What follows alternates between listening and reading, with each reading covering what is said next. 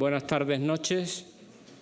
Vamos a empezar con esta mesa de comunicaciones que intuyo son verdaderas ponencias porque por la profundidad de su contenido y por la dedicación que han hecho a su estudio los distintos conferenciantes o comunicantes, pues le van a dar mucho meollo y mucho fundamento, aunque en poco tiempo, porque tenemos cada uno 15 minutos para resumir y dar en pastilla lo que después en la publicación pues podrá ir más amplio y explícito.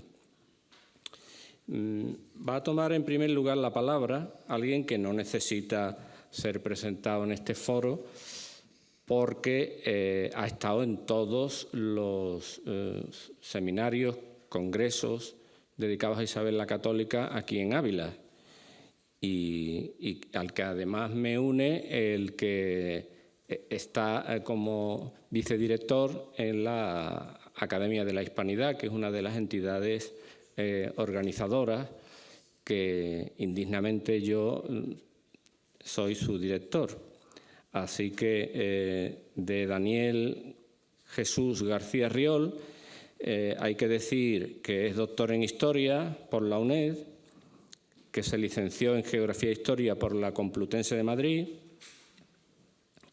tiene un máster de técnicas avanzadas en investigación histórica, otro en Derecho Premial y Nobiliario, Heráldica, que es otra afición que le une conmigo, estas ciencias auxiliares de la historia tan descuidadas y que no se estudian en la universidad y que tenemos que estudiarla un poco por nuestra cuenta, pero que son tan útiles y yo también me referiré, aunque sea puntualmente, a ellas en mi comunicación de mañana. Ya he dicho que es vicedirector de la Academia de la Hispanidad y miembro del capítulo de Isabel la Católica. Es académico de la Academia de Letras e Artes de Portugal y de la Belgo-Española de la Historia, y también pertenece a los 12 linajes de Soria, donde es fiscal, a la Orden de los Santos Mauricio y Lázaro, de la Casa de Saboya, es caballero de la Orden Constantiniana, de la Orden del Santo Sepulcro de Jerusalén, y es secretario general de la Hermandad Nacional Monárquica de España.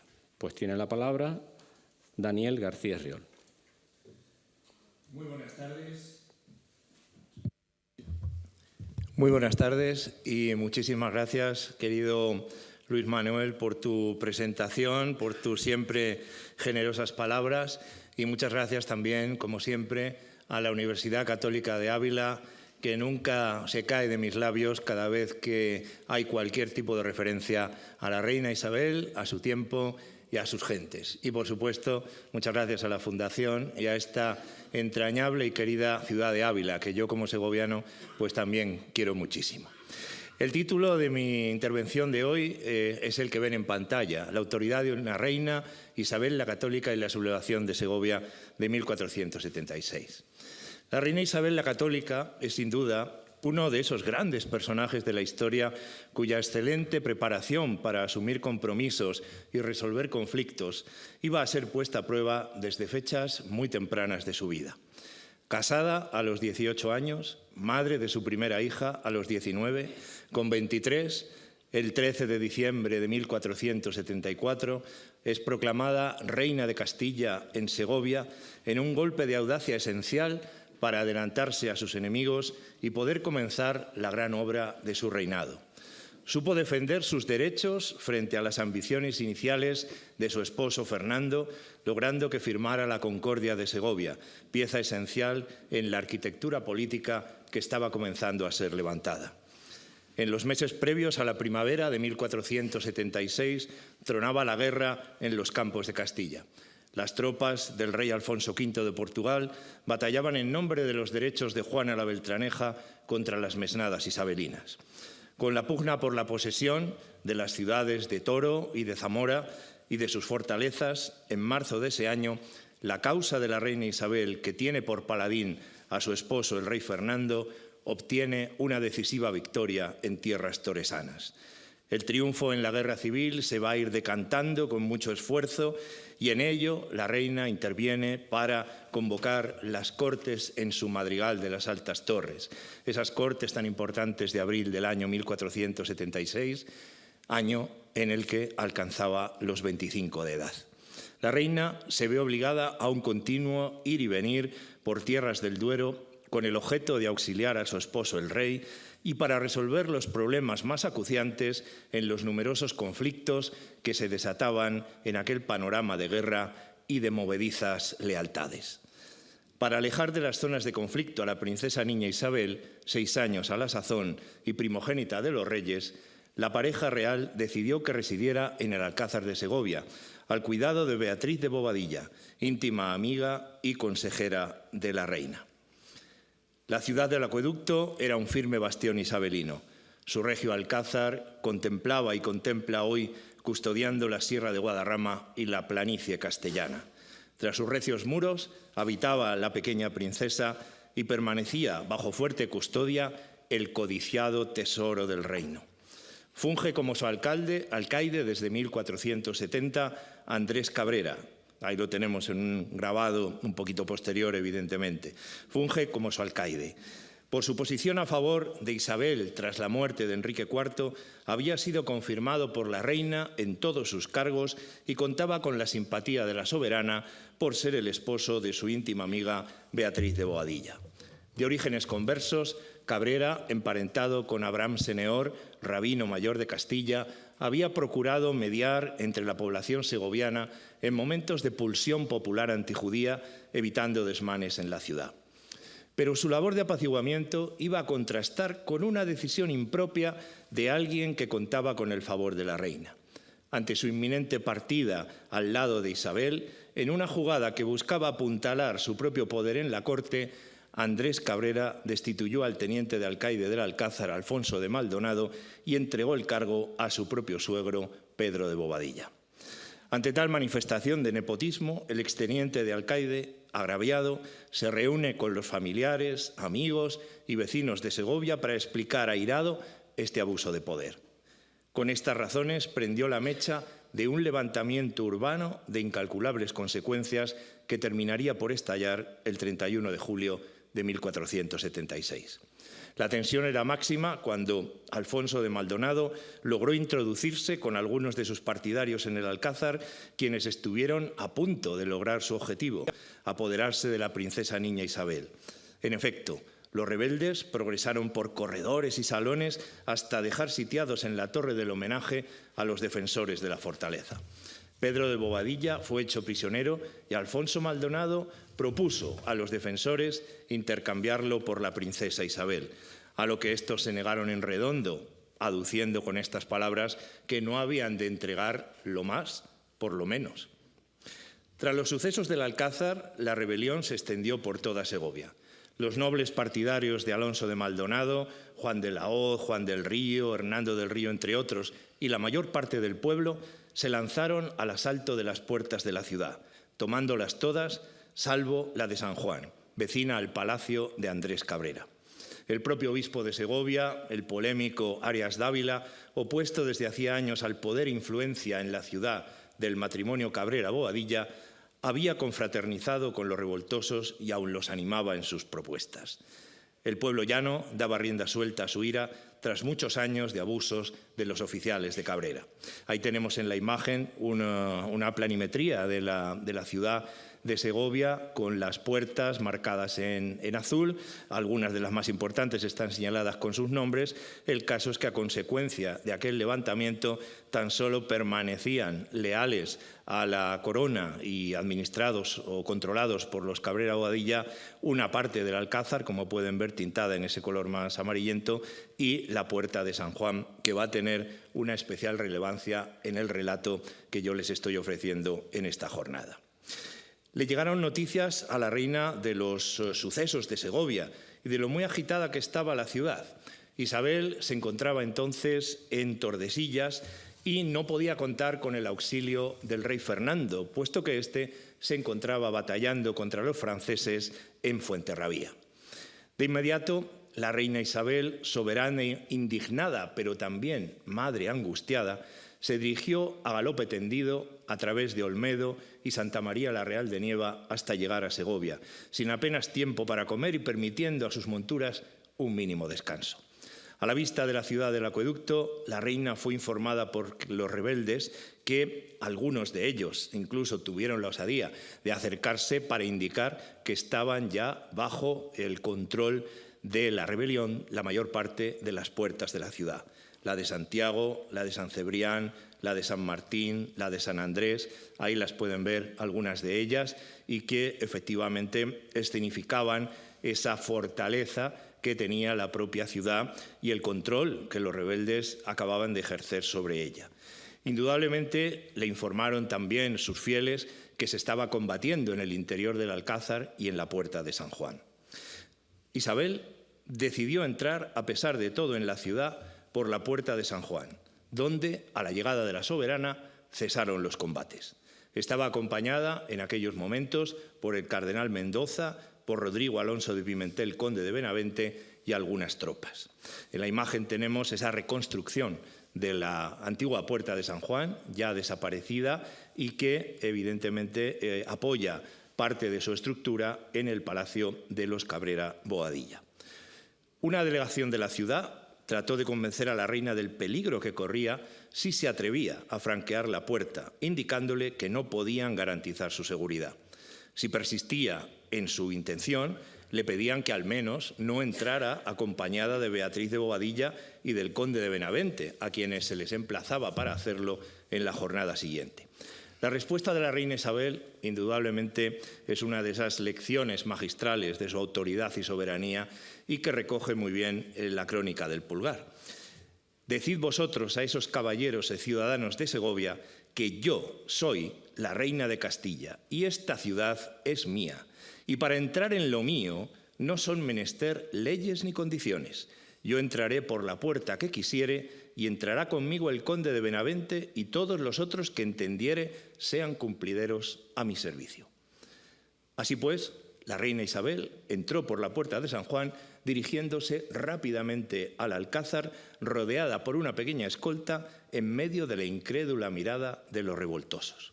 Una vez alcanzada la fortaleza y comprobando que la princesa Isabel se hallaba en buen estado, una gran masa popular se hizo presente ante las puertas del Alcázar. Desoyendo a sus consejeros, la reina ordenó que se permitiera entrar a aquellas gentes y que comparecieran ante ella para escuchar sus quejas. Isabel no tenía miedo de su pueblo y, como madre amorosa, estaba siempre dispuesta a escuchar y a impartir justicia. El cronista Hernando del Pulgar recoge también la frase de la reina cuando dice a esa multitud y a sus propios consejeros: «Decid agora vosotros, mis vasallos y servidores, lo que queréis, porque lo que a vosotros os viene bien, aquello es mi servicio, e me place que se faga». Los revoltosos pedían que la alcaidía del Alcázar dejara de estar en manos de Cabrera, y la reina hizo suya dicha petición al tiempo que ordenaba el desalojo de los partidarios de Alonso de Maldonado. Libre ya de presiones, Isabel puso la alcaidía del Alcázar en manos de su siempre fiel Gonzalo Chacón.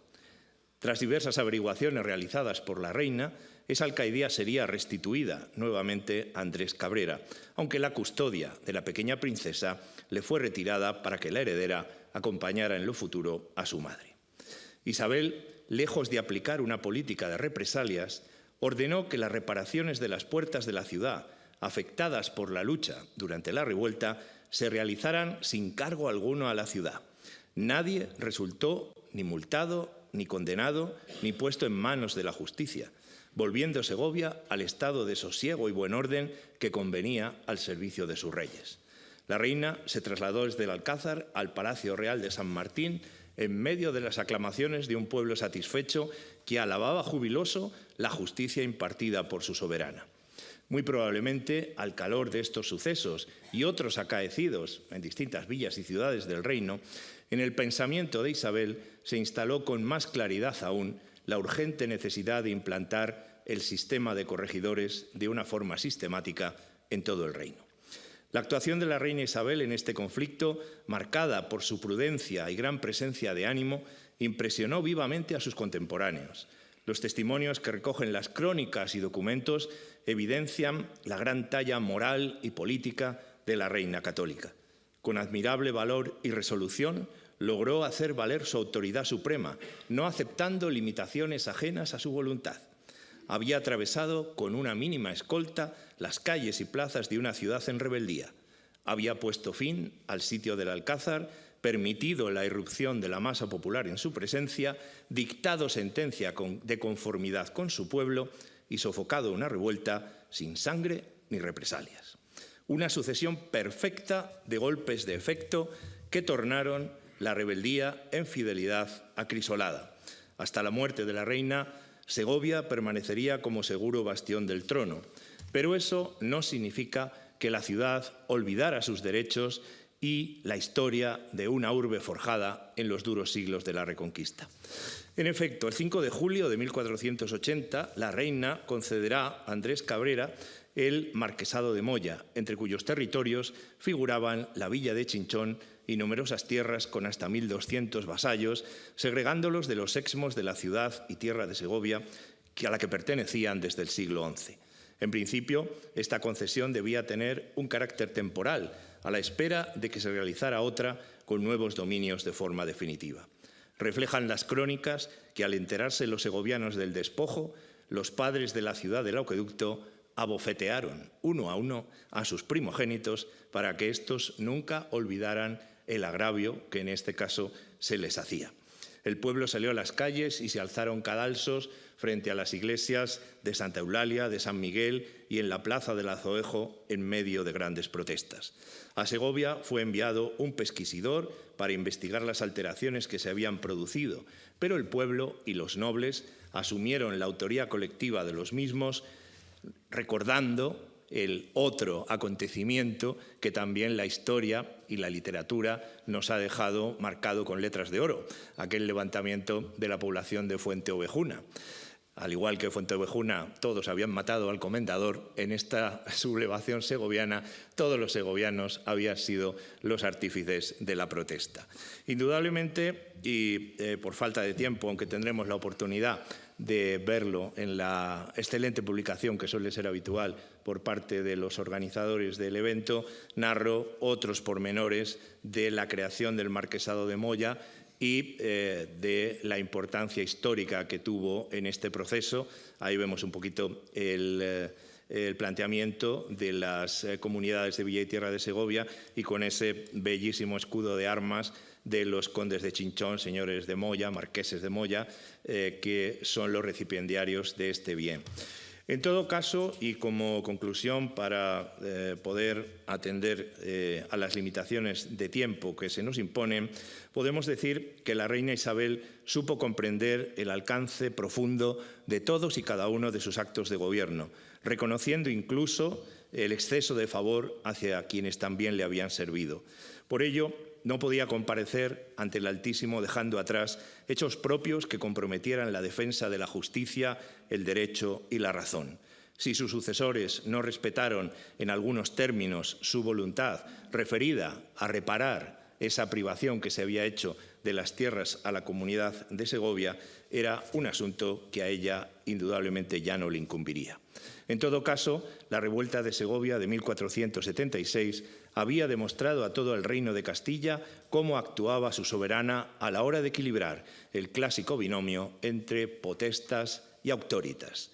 Lejos de amenazar con ejércitos, penas y represalias, Isabel mostraba a todos su autoridad, convencida como estaba de sus derechos y del bien de la causa que encarnaba.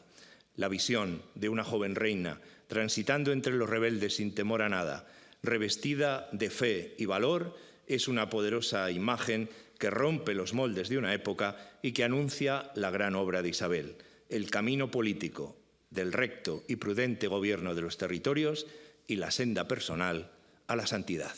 Muchas gracias.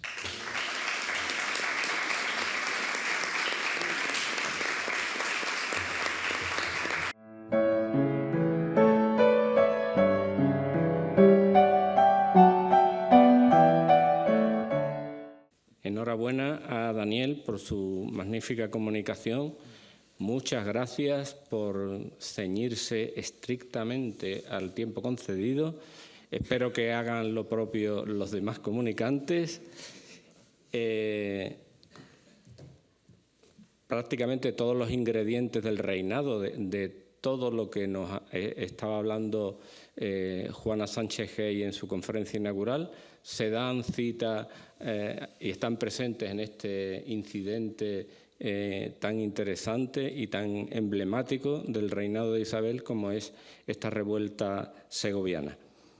Pasamos ahora la palabra a Bernardo Peña Herrera, que es licenciado en Psicología por la Universidad de Jaén, es doctor en Psicología, es licenciado en Derecho por la Universidad Católica de Ávila, está haciendo el doctorado aquí en la Universidad Católica de Ávila, precisamente con una tesis sobre un tema que creo que a todos los que aquí estamos nos interesa mucho, que es la geopolítica de la leyenda negra.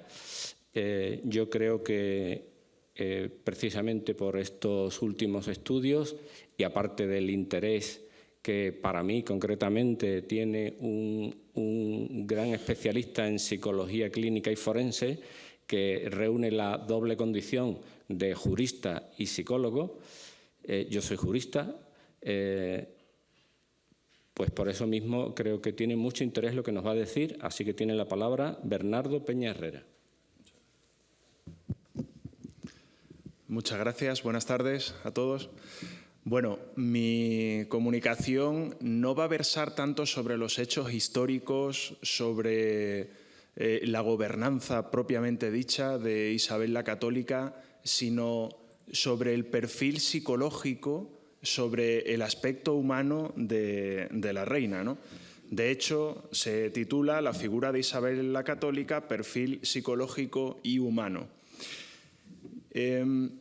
Para tratar de ajustarnos al tiempo, voy a hacer un pequeño estudio de antecedentes con 8 puntos y después de ahí voy a hacer lo que yo considero que es el perfil detrás de la reina, ¿no?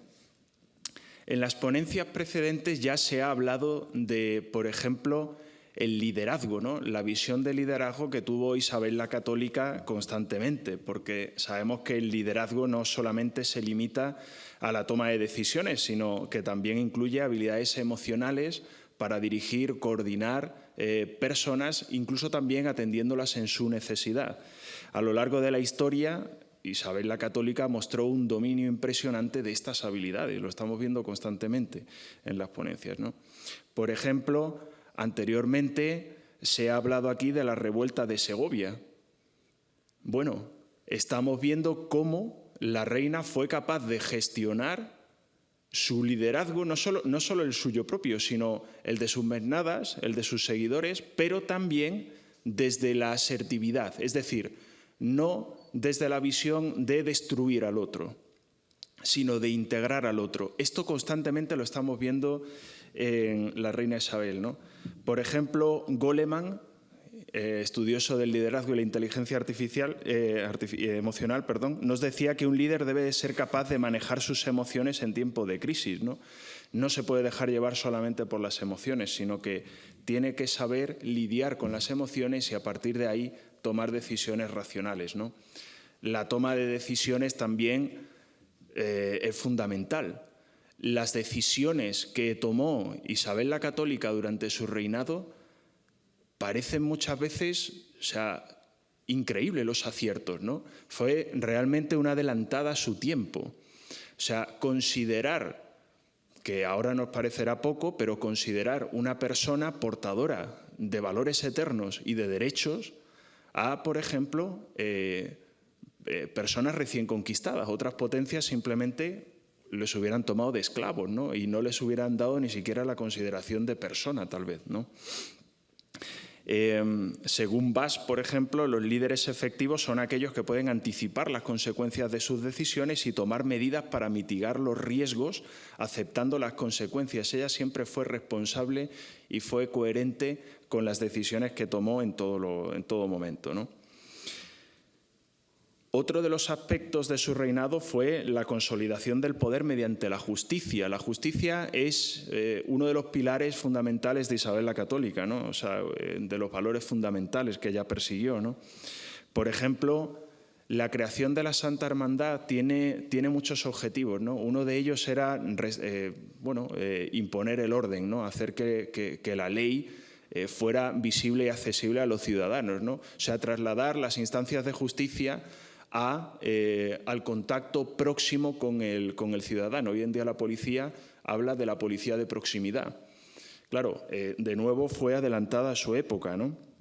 Isabel mostró una gran empatía en sus decisiones, entendiendo las necesidades y las preocupaciones de los distintos sectores sociales, muchas veces en conflicto, de sus súbditos. O sea, gobernó pensando en ello, ¿no? Eso es característico, según Benis, por ejemplo, año 2009, de un liderazgo maduro y efectivo, ¿no? Las emociones. Isabel la Católica, evidentemente, tenía sus emociones, tenía su experiencia emocional interna como todo ser humano, pero siempre supo mostrarse como un baluarte, una persona que podía tomar las mejores decisiones desde la razón. Por ejemplo, Kamen, el historiador, dice que, por ejemplo, la expulsión de los judíos es muy polémica, ¿no? Ahora lo hemos visto en las anteriores ponencias, ¿no? Lo que se buscaba era la unidad espiritual de España, ¿no? Antes no se contemplaba el hecho de que pudiera haber grupos sociales diversos o de religiones diversas, ¿no? Si esto se iba a acometer, si esta empresa se iba a acometer, se tenía que acometer desde la sensibilidad dentro de lo que cabe, y se les permitió a estas personas que o se convirtieran o se fueran en unas condiciones, vamos a decirlo así, se les facilitó que pudieran llevarse sus bienes, sus pertenencias. Hay otros casos, como por ejemplo en Inglaterra, donde la expulsión fue absolutamente brutal, y se les incautó absolutamente todo, ¿no? Y ella era muy consciente de todas estas cosas y de las necesidades de las personas. La visión de Isabel la Católica como unificadora territorial y defensora de la fe, ¿no? Pues Isabel tenía una visión clara, un objetivo. Tenía tesón en la persecución de sus valores y objetivos, ¿no? Que era la unificación de los reinos españoles, y de consolidar pues, esa España cristiana, ¿no? Esta visión no solo le va a permitir tomar decisiones difíciles, sino que también va a moldear la identidad de su reinado, ¿no? La toma de Granada, uno de los ejemplos, ¿no? Se circulaba ese sentir, ¿no?, de que era inconquistable Granada por muchos motivos. Uno de ellos es que era muy fácil atrincherarse. Los que hemos estado por allí entrando y saliendo, yendo de Jaén, Granada, viendo las montañas que defienden la ciudad, es prácticamente inexpugnable. ¿Cómo conquistas eso, no? Se pudo hacer, y la conquista fue, dentro de la violencia de la conquista, fue humana. No se exterminó, se trató de incorporar a las personas, y esto lo vemos constantemente. Y no se tenía por qué haber hecho, porque es que no era la práctica habitual de la época. Lo habitual hubiera sido haber entrado a sangre y fuego, y no se hizo. Eso nos denota la gran empatía, ¿no?, de Isabel la Católica, ¿no? Por ejemplo, Josep Pérez resalta que la toma de Granada fue para Isabel un acto que trascendía lo político, que fue el cumplimiento de una, vamos a decirlo así, promesa divina y una manifestación de su creencia en la justicia celestial. Esta mezcla de fe y política dio a Isabel un sentido del poder más allá de lo terrenal. Más adelante veremos cómo eso se conjuga con la persecución de estos grandes valores que ya anteriormente se han reportado, ¿no? La relación, por ejemplo, con la nobleza y otros sectores de la sociedad siempre estuvo marcada por la negociación, el respeto, en una época en las cuales no existían estrategias, como se dice ahora, ganar, ¿no?, en las cuales todos ganamos y a su vez todos perdemos algo. O sea, ese talante que se demostró en aquella época, nuevamente insisto, no era propio de la época, era propio de una mentalidad adelantada a su tiempo. de una mentalidad que se proyectaba más allá del tiempo, de su época, y que lo que quería, en cualquier caso, era, yo creo, bajo mi opinión particular, crear un estilo de gobernanza en la cual estos principios se respetaran más allá de su figura personal. Por cuestiones de tiempo, voy a meterme a analizar un poco lo que es la figura humana, el perfil psicológico, si ustedes prefieren, de Isabel la Católica. Para mí, como psicólogo, Isabel la Católica representa el equilibrio psicológico. Perfecto.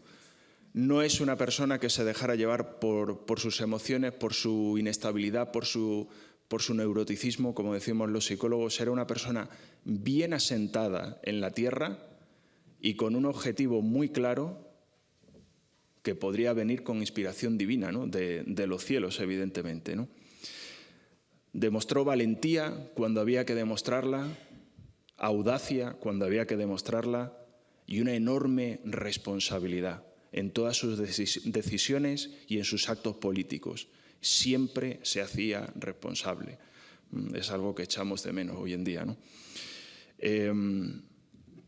Eso en cuanto a la personalidad. En cuanto a su inteligencia emocional, la capacidad para atender a sus emociones, repararlas incluso, no tuvo un reinado fácil, tuvo muchísimos desafíos a los que tuvo que hacer frente, hizo frente a esos desafíos yo creo que bastante bien. Y eso denota una alta inteligencia emocional y una alta habilidad de resolución de problemas y de reparación emocional, ¿no? Por ejemplo, según Goleman, que lo vuelvo a citar otra vez, la inteligencia emocional es la capacidad de reconocer, comprender y gestionar las propias emociones y las de los demás, porque Isabel la Católica también sabía leer las emociones de los demás, atender a ellas, ¿no? Sus decisiones políticas también estaban motivadas por cumplir con su pueblo. Fue una dirigente tremendamente responsable, ¿no? Nuevamente comento la capacidad que tenía Isabel la Católica para empatizar con su pueblo, con sus allegados, ¿no? Su empatía se reflejó en su enfoque de la justicia, fue siempre buscando el bienestar, sobre todo de los más débiles. Esta capacidad para comprender las emociones de los demás y actuar de manera compasiva es un testimonio de su inteligencia emocional y de su liderazgo centrado en el bienestar colectivo, ¿no? Aunque más adelante se hablará más a fondo del liderazgo en otra comunicación, yo voy a pasar de puntillas un poco por esto, pero decir que, según los psicólogos, Isabel la Católica ejercía un liderazgo transformacional. Es un concepto desarrollado por Bass que describe a los líderes que buscan inspirar y motivar a sus seguidores a través de valores elevados y la creación de un sentido o de un propósito común, ¿no? Isabel no solo buscó la unificación de España en términos políticos, sino que también buscó la unificación espiritual y buscó consolidar pues, un reino basado en la justicia, la fe, la equidad. Y su liderazgo fue moralmente guiado por la creencia en una misión divina, lo que le permitió tomar decisiones difíciles pero justas, duras pero justas muchas veces, ¿no? El legado moral pues, se puede observar también en su testamento, donde dejó claro cómo ella quería, cómo veía la gobernanza, por ejemplo, y cómo ella quería que se hubiera seguido manteniendo, ¿no? El respeto a la dignidad de las personas, la persecución del bien, la verdad, la justicia, la belleza. También está bastante claro un alto sentido del deber que tenía Isabel la Católica, ¿no?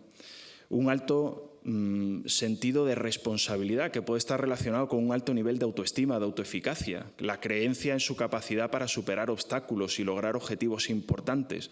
También tenía un gran espíritu de abnegación, de sacrificio. Hoy en día los psicólogos le llaman resiliencia, el término ya existía, pero bueno, nos gusta poner nombres a cosas que muchas veces existen, ¿no? Su dedicación a la justicia y al bien común. Ella siempre gobernó pensando más allá de ella, en los demás. Eso a mí me implica una enorme generosidad, una enorme responsabilidad, una enorme dedicación y un papel que ella sabía desde el principio que trascendía su persona. Isabel la Católica también mostró un profundo compromiso con la justicia a lo largo de su reinado. Como dije anteriormente, la justicia siempre fue un eje capital, un eje principal de su reinado, ¿no? También hablarán de ello, pero la capacidad para el perdón y la reconciliación, la encarnación de las mayores virtudes cristianas, ¿no?, católicas, ¿vale?, siempre fueron baluarte no solo de su reinado, sino de su forma de ser.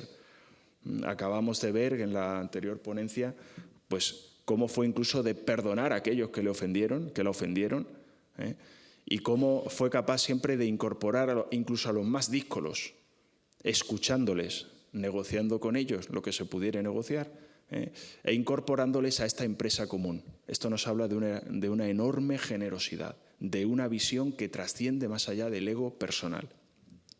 Y como conclusión, porque ya las cuestiones del tiempo se nos echan encima, ¿no?, desde un enfoque psicológico, Isabel la Católica aparece como una figura compleja que fusionó la autoridad política con una profunda empatía humana. Su alta inteligencia emocional, su sentido del deber, su compromiso con la justicia, su capacidad para perdonar, fueron aspectos fundamentales de su personalidad y su liderazgo. Además, el testamento de Isabel incluso refleja su deseo de dejar un legado de equidad y de moralidad, asegurando que sus sucesores siguieran sus pasos en la construcción de un reino justo y unido. Isabel la Católica puede ser vista no solo como una monarca fuerte, sino también como una mujer de profundas convicciones morales y humanas cuyo liderazgo se basó en valores de justicia, misericordia y equidad. Estos valores siguen siendo una fuente de inspiración hoy en día, demostrando que su figura es mucho más que la de un gobernante, sino también la de una líder empática que, a pesar de los desafíos políticos, nunca perdió de vista el bienestar de su pueblo. Muchas gracias.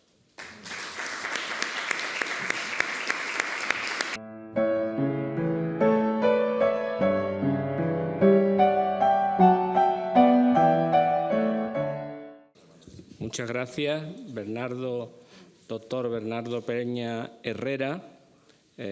También se ha ceñido, incluso le han sobrado algunos segundos de los 15 minutos, se ha ceñido muy estrictamente al tiempo concedido, y muy interesante su intervención, ese perfil psicológico que era lo que precisamente esperábamos de un doctor y experto en psicología, y nos ha analizado muy bien la personalidad de Isabel la Católica. Yo me he quedado con esa definición de liderazgo motivacional, transformacional, eso. Precisamente la comunicación que les daré mañana va sobre eso. Es un caso concreto de cómo lo que es la fundación de Obras Pías, de fundaciones eclesiásticas, fundaciones de beneficencia por la reina Isabel, dio lugar a que muchas personas en el reino, en sus reinos, hicieran lo mismo. No solo el alto clero y la alta nobleza, que tenían mucha posibilidad de hacerlo, sino también personas del pueblo que tenían bienes de fortuna suficiente, evidentemente, cada uno según sus posibilidades, y efectivamente si un político... Yo he pensado que un rey bueno hace cosas buenas por su pueblo. Un rey santo, una reina santa cambia la historia de su pueblo, porque introduce en el pueblo unos nuevos ideales que el pueblo se va a encarnar en ellos y los va a querer continuar. Paso la palabra ahora a don José María Gómez, que si decíamos de Daniel García Riol que no necesitaba presentación en este foro, pues más o menos lo mismo podemos decir, o aún menos, de quien es el gran maestre del capítulo de Isabel la Católica y preside también la Academia de la Hispanidad, y por tanto es uno de los organizadores principales también o colaboradores de este evento. catedrático de literatura española, experto en la historia de nuestra literatura,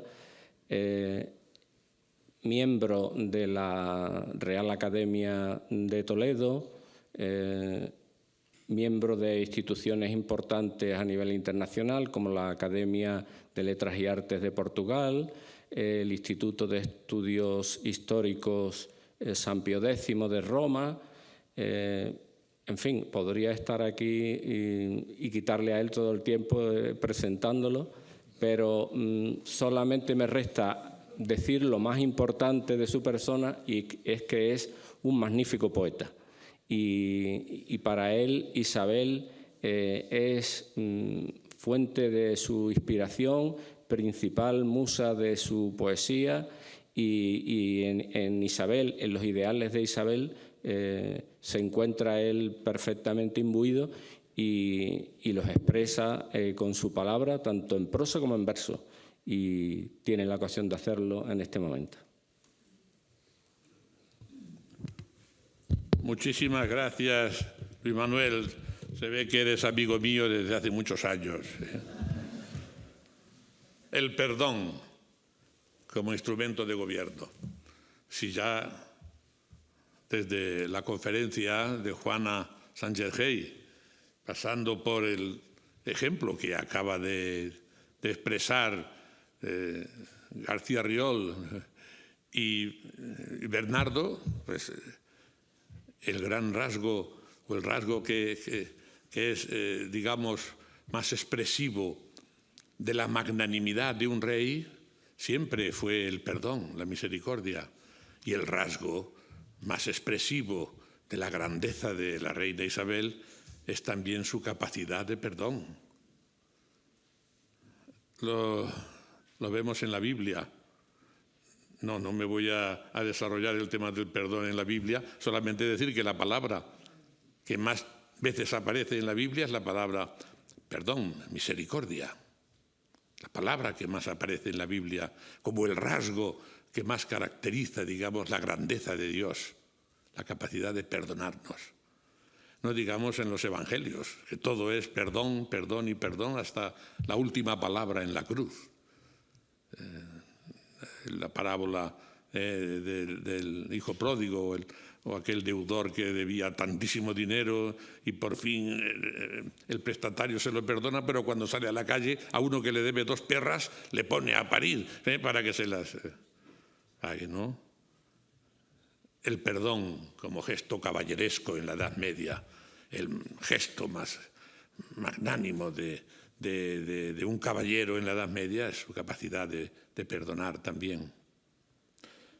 Isabel tuvo esa magnanimidad, porque sobre todo en los delitos a los que me voy a referir, que son el levantamiento, la rebelión de la guerra civil y la invasión del rey de Portugal, fueron delitos muy, muy graves, muy graves.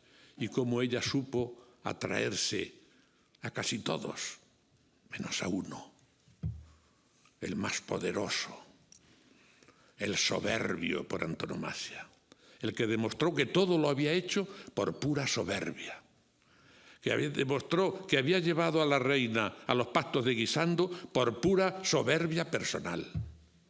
Demostró que había casado a Isabel con Fernando por pura soberbia personal, porque quería ser el tercer rey de España.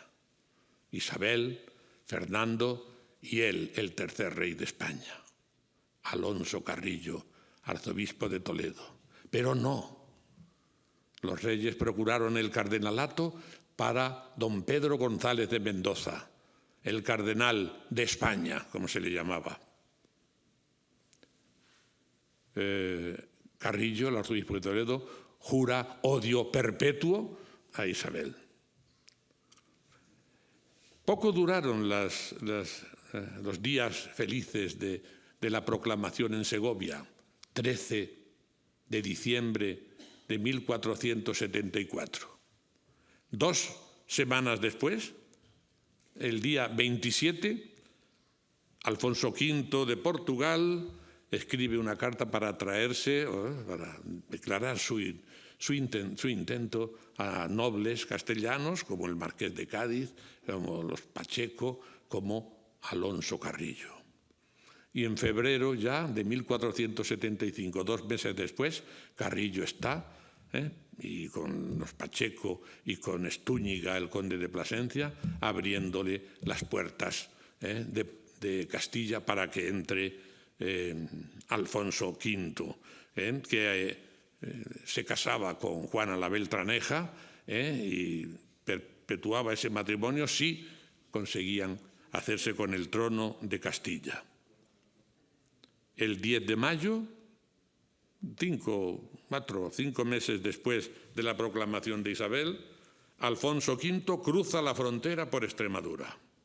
Le esperaban en Plasencia el conde don Álvaro de Estúñiga, su hermano Diego, que era conde de Miranda, el hermano del marqués de Villena, mientras venía él, Pedro de Portocarrero, su primo el conde de Urueña, y hacia allá se va acercando Alonso Carrillo, el arzobispo de Toledo. Pocos días después, 25 de mayo. Bueno, ya el 10 de mayo cruzar la frontera con un ejército ya significa verdaderamente una declaración de guerra por parte de Portugal. Unos días después, el 25 de mayo, en Plasencia, sobre un tablado es proclamado Alfonso V de Portugal y su sobrina doña Juana la Beltraneja son proclamados reyes de Castilla. Fijaos los delitos que se están cometiendo aquí y que tendrá que afrontar luego Isabel. El 30 de mayo, pocos días después, a nombre de la presunta propietaria doña Juana, se lanza el llamado Manifiesto de Plasencia, que proclama la legitimidad de Juana y termina acusando a Fernando e Isabel de causar la ruina económica del país y el, ojo, envenenamiento de Enrique IV. Ese manifiesto está tratando de justificarse a ellos mismos la rebelión y de haber abierto las puertas a Alfonso V. Mientras tanto, la reina le había mandado una carta a Alfonso V de Portugal, una embajada del doctor Villalón. Yo soy la verdadera heredera, legítima sucesora del dicho señor rey mi hermano, de estos reinos, por tal soy obedecida, recebida, jurada por todas las ciudades e villas, por los perlados grandes, por todos los 3 estados de ellos. Pero, efectivamente, el manifiesto de Plasencia y su convocatoria a la rebelión resultó todo un fracaso. Los reyes reaccionaron declarándole la guerra, el estado de guerra contra el invasor, y sus partidarios nobles castellanos, liberando a las villas y pobladores de sus obligaciones para con ellos. Y mientras se empiezan las acciones de guerra, Isabel ya está trenzando los hilos para atraerse a los sublevados y ofreciéndoles el perdón, puesto que inmediatamente se vio que aquello era un fracaso. Antes incluso de Peleagonzalo, de la batalla de Toro del 1 de marzo de 1476, antes ya se pasaron a la reina, se pasaron a los reyes castellanos, don Álvaro de Estúñiga, el que había abierto las puertas, el conde de Plasencia y duque de Arévalo. Claro, tuvo que perder el ducado de Arévalo, que se lo había quitado a la madre de Isabel la Católica, a doña Isabel, a quien Juan II le había dejado Arévalo, ¿no?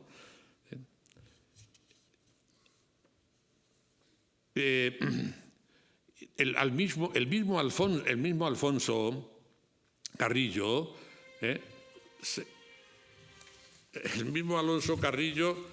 se aviene al perdón y pacta con los reyes y los jura como verdaderos. Tenemos las condiciones de ese perdón que transcribe el padre Tarsicio de Azcona.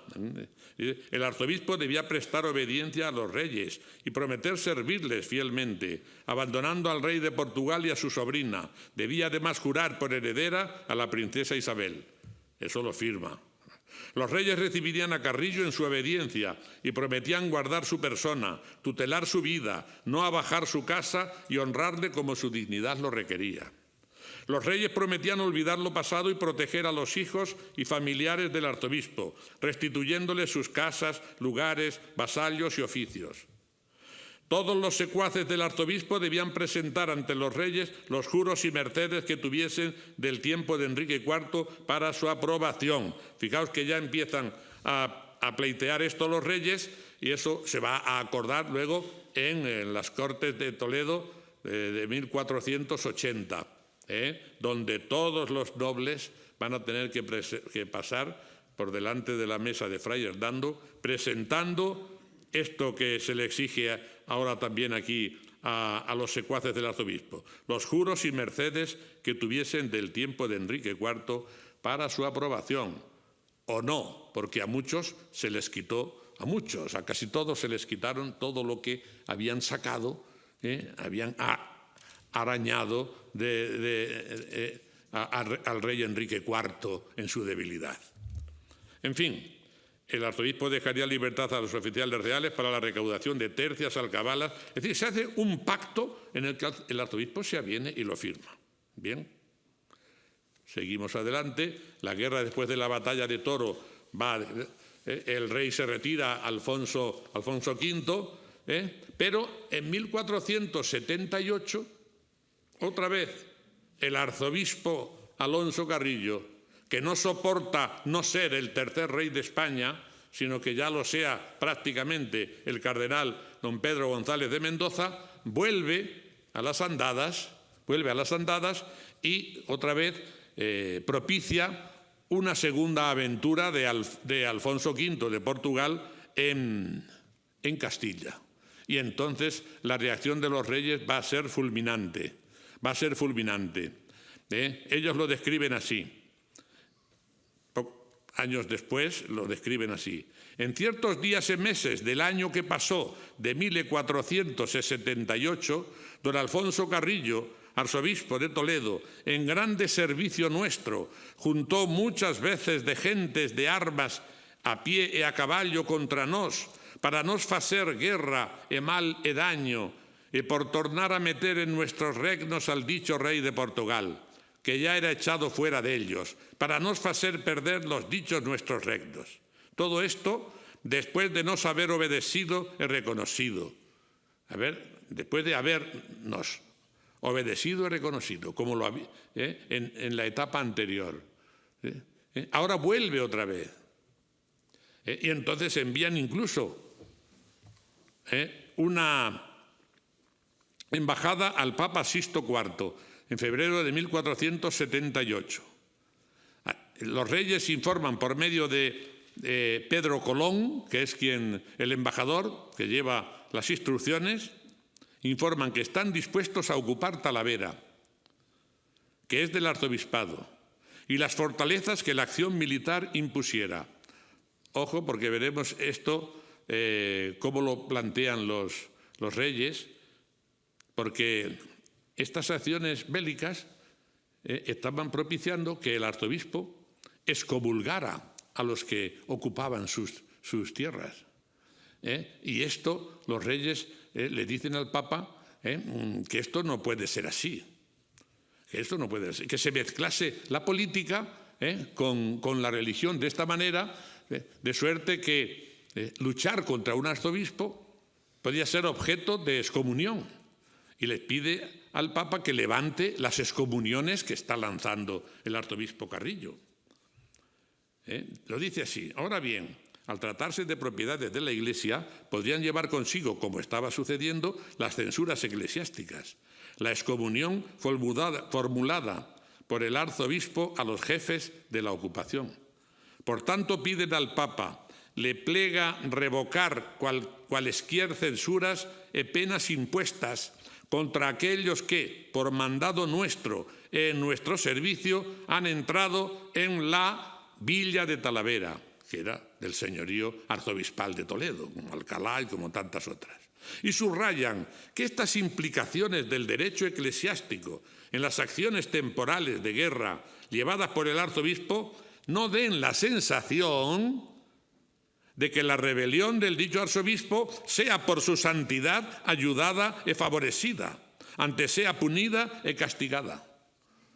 Le exigen los reyes, la reina le exige al Papa que castigue precisamente la rebelión del arzobispo de Toledo. Incluso pide que sea depuesto, le piden, porque según Dios e toda razón e derecho debe ser privado e despuesto del dicho arzobispado.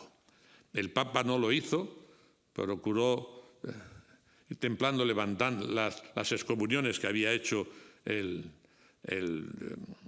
arzobispo, y con ello llegó la victoria total, y en las paces de Alcasovas y Toledo se firmó, Castilla firma el poder general, el perdón general, firma. Una de las cosas que le pide Alfonso V para establecer las paces es el perdón general.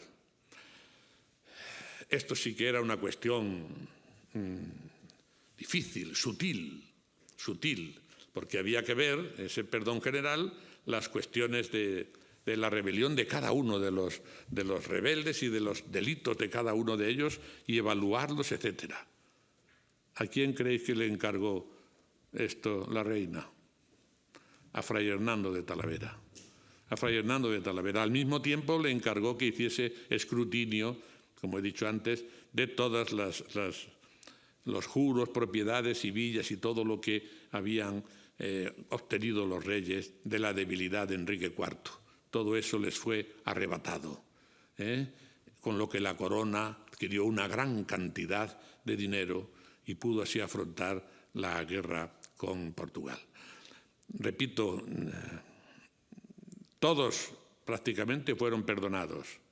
El arzobispo se retiró y ya murió muy pronto, y se suscitó una cuestión que los reyes, aprovecharon para plantear al Papa la sucesión en el arzobispado de Toledo. Lo primero que pidieron los los reyes, es que no nombrase a ningún nuevo arzobispo sin que ellos lo supiesen, sino que más bien se atuviesen a su súplica. Los reyes no tuvieron patronato como tenían los franceses y otros de presentar para sus nombramientos, para sus arzobispados, pero sí consiguieron un poco el derecho de súplica. Y en este caso, ¿por qué querían el derecho de súplica? Porque querían que el que fuese nombrado como arzobispo estuviese en buena sintonía con ellos, no hubiese estas desavenencias entre lo eclesiástico y lo político. Propusieron como nuevo arzobispo de Toledo, ya podemos imaginar quién lo fue, claro, don Pedro González de Mendoza, y el Papa se avino a ello. Bien, ya, ¿verdad? Bueno, voy a terminar con una... Siempre en Castilla, desde Alfonso X el Sabio, definen el perdón, como he dicho antes, como la garantía máxima de la magnanimidad. Pero hay una página muy bonita de los castigos y documentos del rey don Sancho IV, el hijo de Alfonso X el Sabio, al que siendo príncipe se le dice lo siguiente: «E para mientes al estado que tienes, y después que veas que eres rey o emperador, verás y conocerás que tienes lugar de Dios. Y pues que el su lugar tienes, has asemejar a aquel cuyo lugar tienes. En ninguna cosa non semejarás tanto a Dios como en clemencia». Nada más.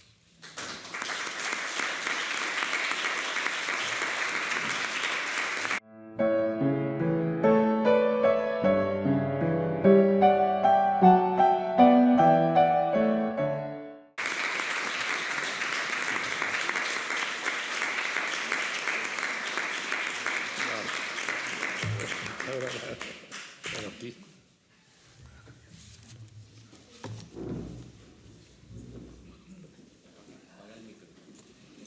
Sí, sí.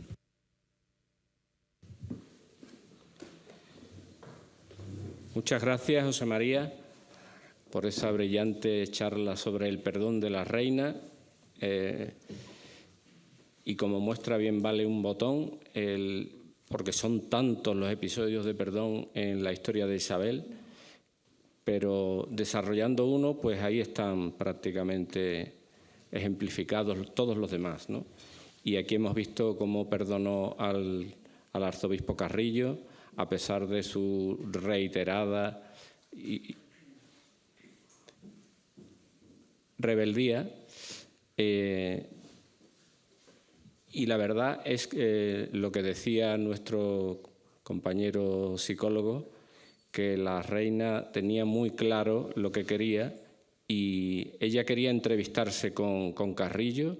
Ella iba a Toledo a verlo, Carrillo se enteraba de que ella venía a Toledo y se iba a Alcalá y estuvo toreándola e intentando evitarla, pero al final pues el perdón se materializó y Carrillo se retiró, como muy bien, y de la mesa de Talavera no se escapaban ni siquiera los partidarios de los Reyes Católicos. El mismo cardenal Mendoza tuvo que renunciar a algunas de sus ricas mercedes obtenidas a costa de la corona. Va a cerrar esta mesa de intervenciones el doctor don Juan Antonio Sánchez Hernández.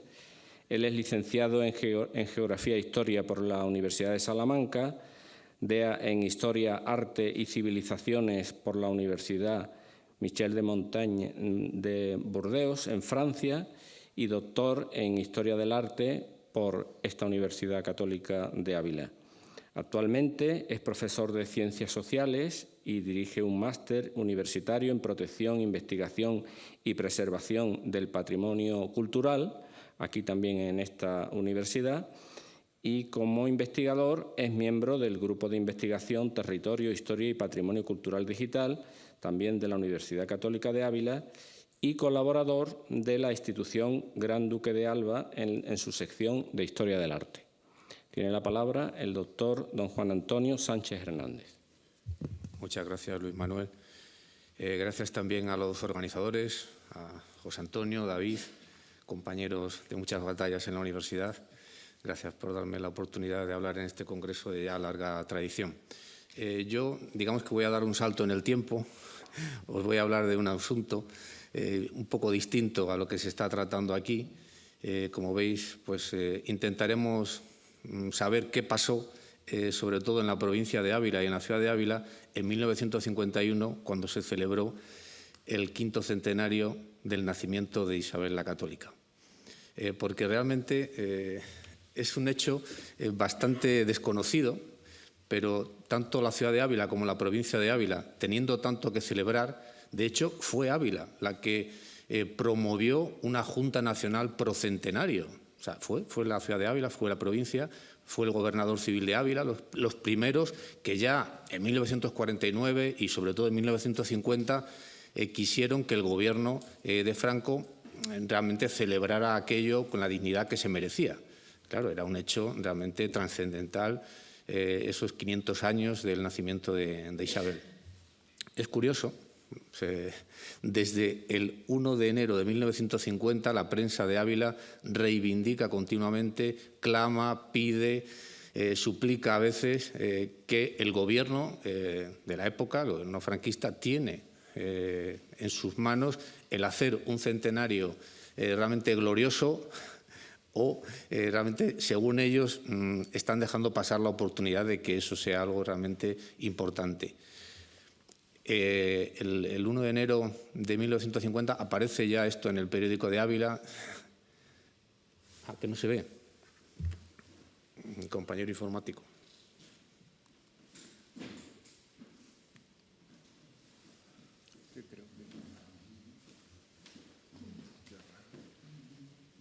Es que eso sí, ha pasado ya. Sí.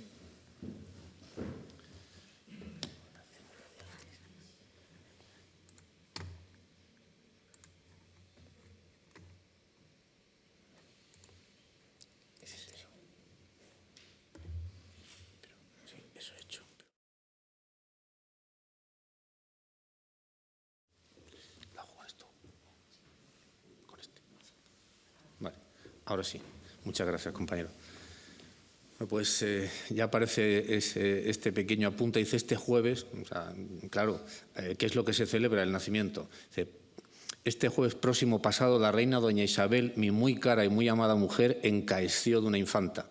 Es cuando nace Isabel. Dice, así comunicó Juan II a sus ciudades, villas, aldeas y lugares el fausto nacimiento de su hija, también llamada Isabel. Ocurrió en Madrigal de las Altas Torres, el día de Jueves Santo, 22 de abril de 1451, 3 horas y 2/3 de hora después del mediodía.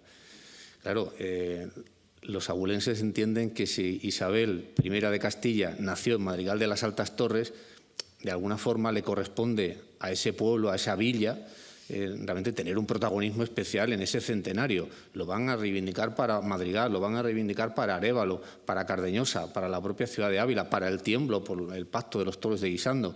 Realmente hay muchos espacios dentro del territorio de la provincia de Ávila vinculados estrechamente con la historia de Isabel. Y por supuesto, desde el primer momento también quieren que se levante un monumento a Isabel la Católica. No se hizo en la ciudad de Ávila, que lo proponían. Al final lo hizo la Universidad Católica con el gusto que los caballeros de Isabel, que fueron los que al final han materializado esa demanda realmente. Se pide que se prepare eso convenientemente. Ya el alcalde de Arévalo de la época, Isaac Ferrero, pide, dice, urge empezar, que empiecen quienes pueden empuñar el timón y llevar idea a buen puerto. Porque dice, claro, queda mucho, pero parece que no estáis haciendo nada. Esa es un poco la petición que suelen hacer desde Ávila. Esto es el 12 de enero de 1950. Realmente están preocupados. Dice, se me dirá que aún faltan más de 2 años para que cumplan los 500 del trascendental evento. Y claro, es que son sobrados para colgar unas cuantas percalinas y alzar unos tinglados de quita y pon. Pero no es eso lo que se pretende desde Ávila. Se pretende hacer una cosa seria, una cosa digna de tan gloriosa gobernante realmente. Es el centenario de la unificadora. No ha de ser sino algo que deje huella perdurable de su celebración. Cada una de las regiones favorecidas por el paso de la Gran Isabel pues, estarán dispuestas. Y es verdad que no solo los territorios españoles vinculados a la historia de Isabel, sino también los territorios americanos estuvieron siempre dispuestos a esa celebración. No existía realmente esta marea actual de negación de la historia que existe en México y en otros países, realmente un poco absurda. No, en este momento no. Realmente también desde América se reivindica la figura de Isabel como alguien realmente fuera de lo común y como alguien que les concedió tantos y tantos privilegios y perdones. Bueno, el 16 de enero nuevamente se habla del centenario de nuestra paisana, la Reina Católica, pero venimos observando que a pesar de la importancia y trascendencia que su celebración tiene, Ávila, promotora de la feliz iniciativa del homenaje, deja pasar el tiempo sin que se abierta movimiento alguno en este sentido. Están muy preocupados porque no ven que el Gobierno tome ninguna medida. De hecho, tardará todavía muchísimo en crear la famosa Junta Nacional por Centenario, en el que ya tiene que salir en el Boletín Oficial del Estado, que lo veremos. Aquí la gente se está dando cuenta de que en otras ciudades sí se están haciendo cosas. Lo veremos como en Sevilla, como en Granada, realmente sí hay.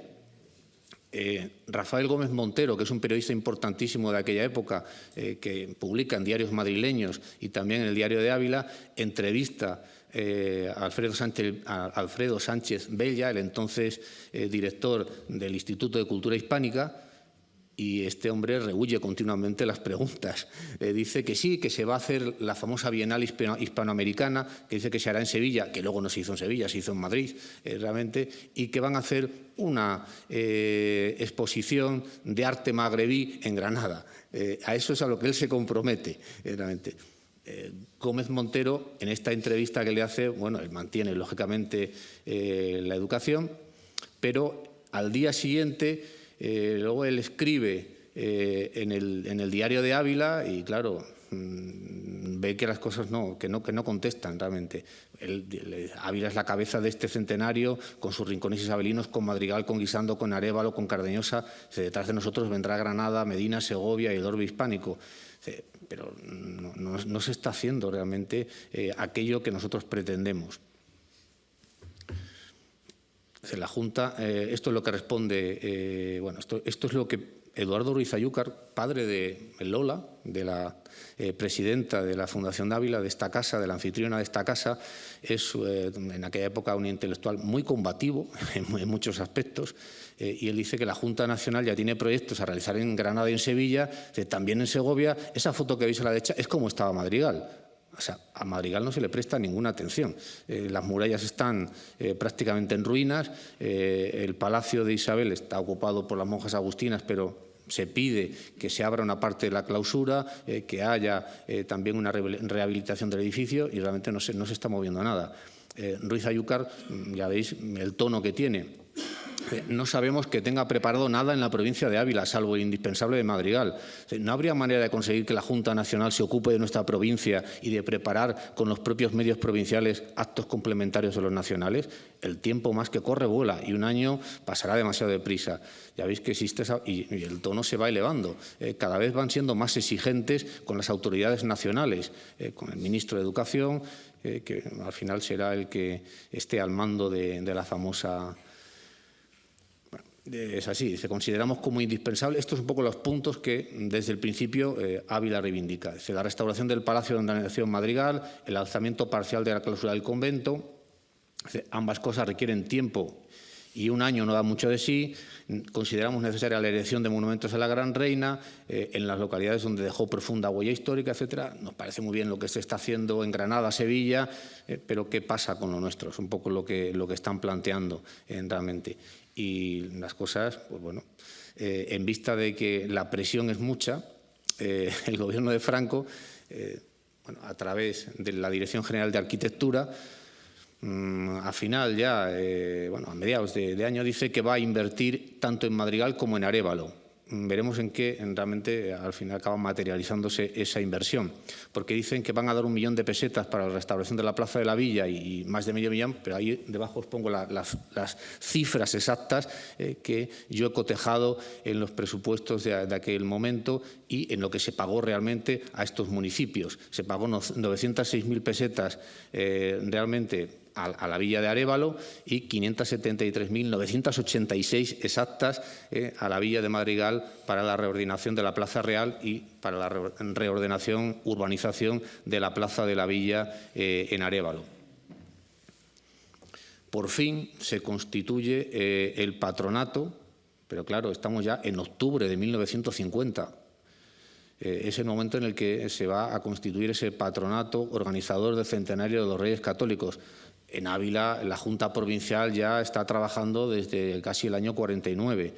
El Boletín Oficial del Estado de 8 de octubre de ese 1950 bueno, pues, aclara que el 22 de abril de 1950 se cumplen 5 años y dice que se va a celebrar, bueno, y 10 de marzo de 1952 es cuando nace Fernando el Católico, por lo tanto ellos van a hacer ya una especie de centenario doble en el que unen a Isabel y Fernando. Entre ambas fechas queda marcado el 5.º centenario, no ya de Isabel, sino de los Reyes Católicos. O sea, ya no es de Isabel solo, sino de Isabel y Fernando, y abarca con toda posibilidad también el descubridor del Nuevo Mundo. También estaba Colón de por medio. O sea, las cosas se van diluyendo y eso, desde luego, no gusta nada a las autoridades ni a la gente de Ávila. Bueno, este es tal cual el boletín oficial en el que se aprueba esa Junta Procentenario. Se constituye bajo la suprema autoridad del jefe del Estado, un patronato que tendrá esa comisión de honor, formarán parte el ministro de Asuntos Exteriores, Gobernación, Ejército, Marina, Educación Nacional y finalmente la comisión ejecutiva presidida por el ministro de Educación Nacional, con bueno, realmente las instituciones culturales de la época, el Instituto de España, el Consejo Superior de Investigaciones Científicas, etcétera. Lo firma el mismísimo Francisco Franco, como os pongo ahí a la derecha, a través del ministro de Educación, que en aquel momento era José Ibáñez Martín. Bien, se constituye, pero al final a la provincia de Ávila lo único que acaba llegando son esas dos inversiones de las plazas, tanto la Plaza de la Villa de Arévalo como la Plaza Real de Madrigal, en la que se hacen obras en el enlosado. Bueno, en Madrigal se hace una obra mucho más potente porque también se atiende a la fachada del ayuntamiento, a los soportales. Realmente hay una obra más integral y una obra más de urbanizar la plaza realmente, se crea en realidad una plaza que prácticamente no existía en ese momento. A través de la Dirección General de Arquitectura y utilizando el arquitecto de la tierra, Ramón González de Vega, que es el que queda encargado un poco tanto en Madrigal como en Arévalo, pues de llevar a cabo estas obras materialmente. Esta es un poco la iconografía de la época. En Ávila es una decepción profunda. El centenario tuvo momentos importantes, nada espectaculares, también hay que decirlo. Bien es cierto que la economía española no estaba para florituras. En 1950 ya se está negociando con los Estados Unidos lo que va a venir después, pero España está prácticamente en bancarrota. Tendrán que venir luego los tecnócratas famosos del Opus Dei, el famoso López, para realmente aplicar políticas económicas de verdad. O sea, políticas económicas por economistas, no políticas económicas por falangistas que tienen mucha ideología pero ninguna idea de economía, realmente. Y ahí había un problema. Se queda un poco en algunos congresos que se hacen en Granada, se hacen en Sevilla, se hacen en Valladolid, en Zaragoza se hace quizá lo más importante también, y Ávila queda totalmente marginada, queda fuera de todos los grandes eventos de ese gran centenario. Por eso en el año 52 en el diario lo reivindican todos los días. Siguen reivindicando que se ha dejado pasar la oportunidad y que bueno, pues, ese centenario de Isabel o de los Reyes Católicos, como quieran llamarlo, realmente no se ha producido. Tal es realmente la protesta generalizada tanto de las autoridades, de los periodistas, de la gente en general, que fijaos cuál fue el regalo que el Generalísimo hizo a la ciudad de Ávila, a la que tantas veces prometió tantas cosas y nunca cumplió ninguna. Ávila en el régimen de Franco estuvo siempre, vamos, olvidada totalmente en los planes del régimen, quedaba siempre fuera. Se le prometió la Universidad Central de Madrid, digamos, no vino. Se le prometió un polo de desarrollo, no vino, se fue a otras provincias, a otras ciudades. Y en este caso, pues ya veis cómo esa protesta por la marginación también, por esa relegación a un segundo, tercero, cuarto plano en el centenario de Isabel la Católica, pues se suple con una foto dedicada del caudillo, nada más. A la ciudad de Ávila, cuna de Santa Teresa, en la expresión de mi amor a la tierra abulense, cuna de la más grande de nuestras reinas. Bueno, ya sabéis que se repite cuna, cuna. Eso fue todo. Ahí quedó ese magno centenario en lo que, claro, la gente de Ávila pensaba que el régimen se iba a implicar a fondo, que iba realmente a tirar la casa por la ventana. Pues, ¿por qué? Porque ya sabéis que ellos reivindicaban continuamente la figura de los Reyes Católicos, que la utilizaban políticamente para muchas cosas. Pues dijeron, bueno, esta es la oportunidad, pero no lo fue. Lo fue quizá para otros territorios españoles, tampoco mucho. Digo, no acabó aquello de cuajar como un gran centenario realmente. Quizá pues estamos a tiempo nosotros, o los que tengan que venir después, para hacerlo convenientemente. Bueno, esta es la foto, ahí tenéis un poco el detalle de esa firma de Franco. Aún así, pues los abulenses siguieron reivindicando la figura de Isabel. Esta es un dibujo de Antonio Veredas. Los otros dibujos que hemos visto antes eran de Sánchez Merino, grandes dibujantes de la época, tanto de los años 50 como 60 aquí en la ciudad de Ávila, y también en los años 40. Esta era la iconografía que habitualmente se usaba para representar a Isabel, en este caso por Antonio Veredas.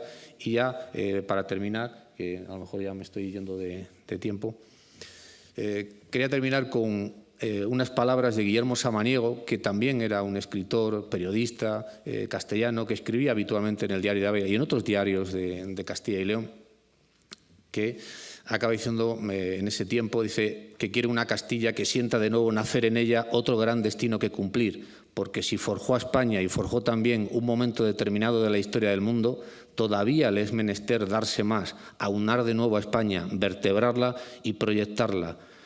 Luego, sobre el lienzo negro de una existencia universal que se debate moribunda. Debemos anhelar una Castilla que sea brisa y no calma de siglos o ventarrón de años. Una Castilla, en fin, como la soñaría Isabel en nuestros días, en movimiento y no estática. Pues nada, muchas gracias